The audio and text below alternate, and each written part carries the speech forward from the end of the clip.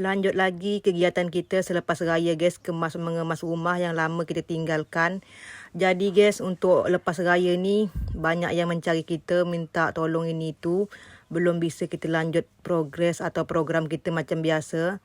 Sebab Aryo nak mengurus rumah tangga dulu, macam suami pun nak mengemas juga tanaman dia dan urusan lain-lainnya guys. Jadi kita kan balik beraya ni nak bersih-bersihkan rumah dulu. Lah bersih rumah kita dah mantap, dah menyala, dah mantap segala macam, barulah kita lanjut ke program macam biasa guys. Ibaratnya selesaikan urusan sendiri baru urusan orang lain, barulah hidup agak aman, tentram dan tenang kalau kita menolong orang guys. Jadi perkara ember-mengember tu Aryo basuh semua. Kenapa kita basuh? Kerana kemarin tu ayam berenggi atas ember langsung berak juga guys.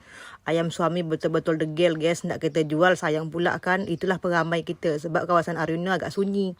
Jadi bahagian bawah dah bersih, lanjut lagi kita menggosok bahagian atas. Bahagian atas ini pun ada juga tai ayam, dia berenggi atas yang kayu papan ini guys. Jadi dia tidur situ, makanya tainya bersepai sampai ke bawah. Jadi kita gosok dulu. Dan ini ada air hujan ni kita buang aja sebab tidak bersih, kotor guys. Powder menampung kemarin masa Aryo tidak ada, tapi berhabuk, bau tai cecak segala macam. Jadi kita buang aja, kita pakaikan untuk membilas pinggan mangkuk macam gini guys. Jadi tai cecak tak ada, dia tutup ya guys, berhabuk aja guys. Jadi ember segala macam untuk air hujan pun kita gosok. Nanti kalau hujan lagi barulah kita tampung ulang guys. Pertama ni kita gosok segala macam dulu sebab tak tagak nak makai kalau air kotor kan guys. Derum sudah siap, lanjut lagi kita mengemas pinggan mangkuk. Jadi guys, sementara ni kami belum bisa lagi nak buat kegiatan nolong-menolong macam biasa. Dah ramai memang orang cari kami minta tolong ini tu guys. Tapi tengoklah guys, kita baru balik dari kota. Sebenarnya bukan perkara rumah je nak kami urus, ada juga urusan kami yang perlu kami urus guys. Banyak betul urusan lepas raya ni kan guys, maklum aje lah.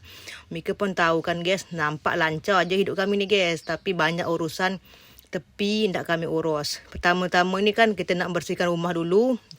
Dah rumah aman barulah kita melakukan kegiatan macam biasa guys. Jadi untuk yang cari kami minta tolong ini tu, sabar dulu ya guys, banyak-banyak berdoa, rezeki tak ke mana.